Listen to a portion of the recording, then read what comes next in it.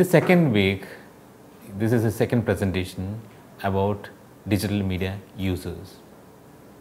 We were discussing about the media profile, audience profile of mainstream media, newspaper, television and film. And we learned that the television is primarily meant for entertainment. Young audience and adults are dominating segment of television medium, and newspaper primarily meant for urban and rural segment, but with those having fluency of at least one language. And the film is primarily meant for young audience in the age group of 15 to 24, and one third, nearly 61% of the comes from economically affluent section.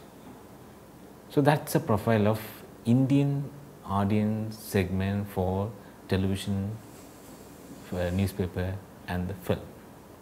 Now in this presentation, more specifically, we are going to discuss about internet, digital and online platform, and what are the role audience can play in this communication process, and what is the current scenario in Indian context, internet users, the numbers, and if there are any disparity in terms of access and participation with the medium from the rural, urban or gender or educational role, because we have understood that the demographic, psychographic and the situation analysis, these are the three primary audience analysis segment. Through that we can understand the audience profile. So we are trying to attempt the digital media audience in this presentation from the Indian perspective. The online medium, it's a very new and it encompasses all the features of newspaper, radio, television, because online medium capable to transmit text, along with the pictures, and it can carry audio, video, pictures, animation, illustration along with the text. They can combine any format, any combination, permutation of these media elements for any information delivery, communication process. But in a digital medium, we don't need a separate gadgets like we discussed in the last week's presentation. Everything is part of the digital medium, because here information is being processed 1 and 0 binary numbers, so there is no loss of information. Information is transmitted from one end to another end because it carries both IP numbers. So this is a basic features of digital media. But one of the speciality with the online medium is interactivity. The audience is a main player here. Informations are delivered in non-linear method. Non-linear method means there is no institutionalized delivery. Of course, there are many institutions, companies are involved in the internet business and online communication system. But information, whatever information we want, that's based on our choice. We will enter the URL address, we will go to a particular page, either directly to the website or through any search engine. We will read the page, from there we migrate to a video, YouTube, or we will go to Facebook. So our transition from one segment to another segment, entertainment to news to the sports, it's kind of based on our choice, what we want. So here is the audience, mainly active audience and ability to communicate, that's the main part here. And mostly because of the interactivity, this active audience profile demands kind of greater role to play. We have the issues, and this is since the medium is not much affordable. Now with the introduction of mobile and the subsidized data plan, and majority of the Indian population having mobile access and data access. Of course, there are issues in terms of how to utilize the medium for personal use, skill, competency. We will come to the specific data in the later slides, and more about competency in slides in the next week presentation, next week topic on media and information literacy. Here we may not be able to use a word audience. Here we have to use a separate term specifically for online platform. Since we are talking about the user, the common person who is in the digital medium, ability to use the platform and ability to produce a content. That's why the medium gives a term for its user as a producer. Producer in the sense P-R-U-D-U-S-E-R, producer, producer and user, that combined with the producer, but it's not a new concept. The famous author Alvin Toffler, he used this kind of word, production and consumption, in his books in 1970s in the Future Shock, or as well as in 1980 in the third wave. He was using the word prosumers. The prosumers means those having ability to consume as well as produce the content. He uses very specifically in the later discussion in 1990s after the introduction of internet, where the internet platform, according to Alvin Toffler, in the internet platform, buyer and supplier share data, information and knowledge. And here the customization happens. Not necessarily it's a one-way direction of information delivery, and both the buyer, he means to say that information delivery people, and the supplier is the one who gets the information. So, sender, the receiver, shares the data, shares the information and shares the knowledge. And that was the early discussion in early 1990s by the Alvin Toffler.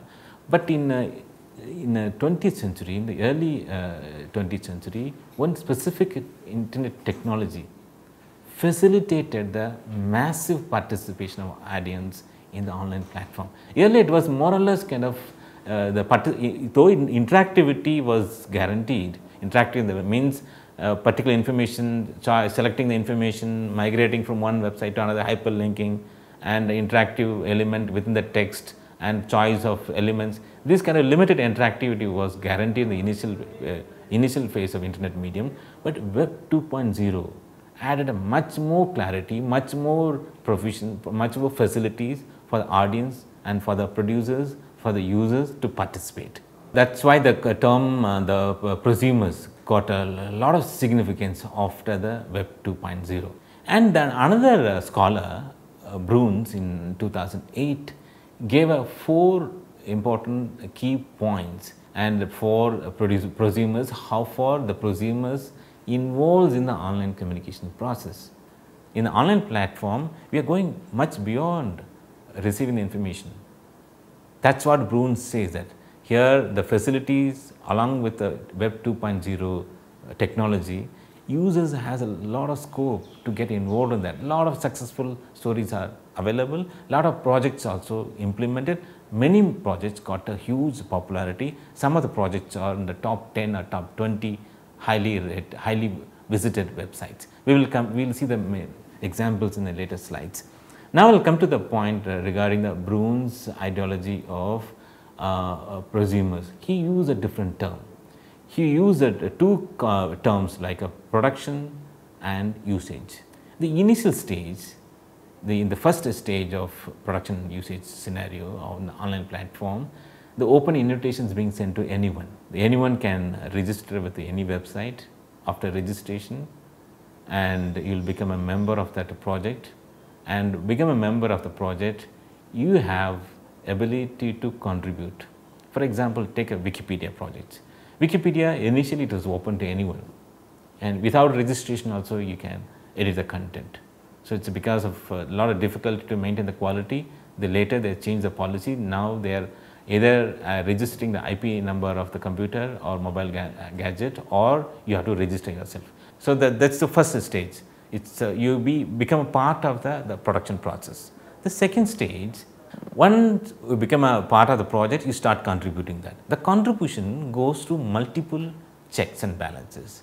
You are having ability to check others' article. You can edit, you can remove, you can add, and always you can carry forward the content, the improvement in the article. Similarly, all your contributions are being monitored and edited and vetted, and quality is being checked, and the community is checking the everybody's contribution thing. The third is, it's the online collaborative project. There is no end to that. Today we are developing a project, and after 2-3 months the project is completed, delivered. It's not like the software is not it's not like a software. It's always in the beta mode, beta in infinity level kind of thing. So, Wikipedia doesn't ends in any article, doesn't ends, always there is an improvement, new development happens, new information being added, And that's the stage, third stage, being a part of the project and your contributions being edited, and the project, there is no end to that. Quality improvement and contribution goes on indefinitely. The fourth process, as per the Bruns in the production usage content, is the content is being produced in a collaborative way. So nobody claims the ownership. Nobody can claim. Even the company who operates the project can't claim the proprietary or copyright issue. So the material produced is a kind of open to anyone. And we will take some of the characteristics of some of the major popular Web 2.0 technology, based on which what are the facilities, what are the online opportunities available there. One is anyone can create a blogs. You can create your ID, you can have a blog, so you can start contributing. Others can contribute in terms of comments. Comments can be added and it can be monitored, then podcasting, then social networking sites, wikis, and microblogs and social bookmarking. So these are the popular Web 2.0 technology based operations. Some of the characteristics of Web 2.0 based websites, where the audience can search the content, they can find the links and interlinked content, and they can categorize the content, tagging the content, and it's a kind of extension of pattern matching the, whenever you create a tags or if you search engine, it always records your activity with the website. Based on your activity, based on the key terms, based on your preferences, automatically the site, without any involvement of human being, the algorithm customize the content according to your taste. You might have noticed in many e-commerce sites or in your email portfolio or in any websites, based on your key search terms, based on your interactivity, the content automatically is being displayed as per your choices. That, of course, you can disable the option in the internet setting in the security and privacy issue, but that's a facility of 2.0. And some of the examples of Web 2.0, so Wikipedia is the classical example. Wikipedia is being one of the popular website in the top 10 as per the Alexa 2020 ranking. And another one is Facebook, then blogging, Blogsphere, and microblogging, Twitter, and YouTube and Flickr, where the audio and video and photo can be shared. Many of the videos in the YouTube are classified as Creative Commons, and anyone can contribute, and it's unlimited videos are available. There are many more video platforms, but YouTube is a very popular, belongs to Google.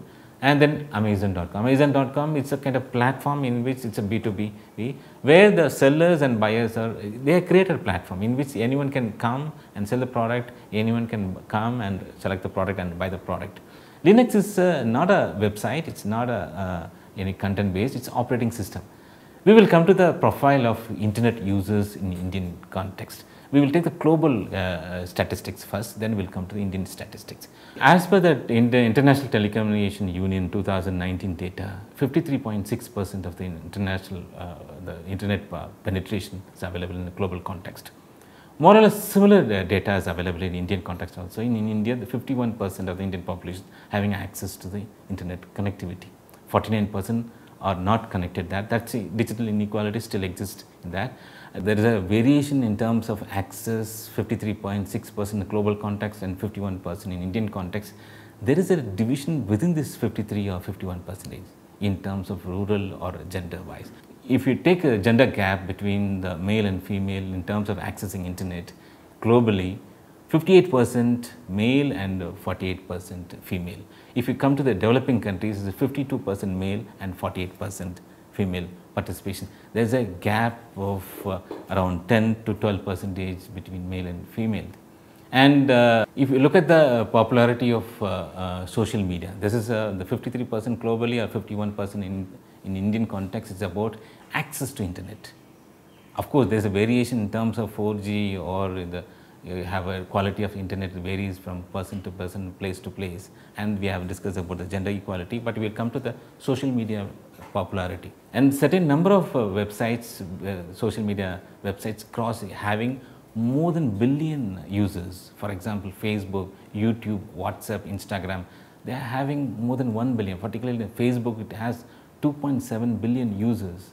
YouTube has 1.8 and WhatsApp around 1.3 and Instagram close to 1.1 billion users.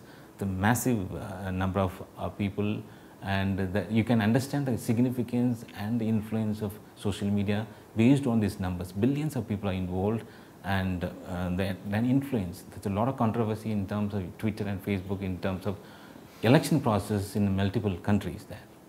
In Indian context, the Indian population size we can classify in terms of gender. 52% belongs to male and 48% belongs to female.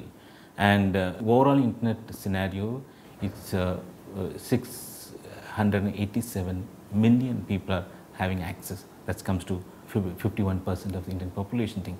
If you come to the social media platform, nearly 400 million Indian users having account in any one of the social media platform. That close to 29% of Indian populations having social media participation thing. And that if, like a television, newspaper, we were discussing about the age groups. Like that, internet, it belongs to younger audience. Younger audience in the sense is a age group 12 to 29. They are the one occupying 2/3 of the market size. 51% of Indian population having access means 2/3 of that to 51% belongs to the age group of 12 to 29 part. When it comes to the what sort of website is being popular among the Indian users, the Google takes number one in terms of search engine level, then YouTube, then followed by Facebook. This is the kind of most visited websites. If you look at the most visited social media platform, YouTube, Facebook and WhatsApp, these are the top 3 popular social media platforms in Indian context. These are the these are websites which is being utilized by younger audience in the age group of 12 to 29.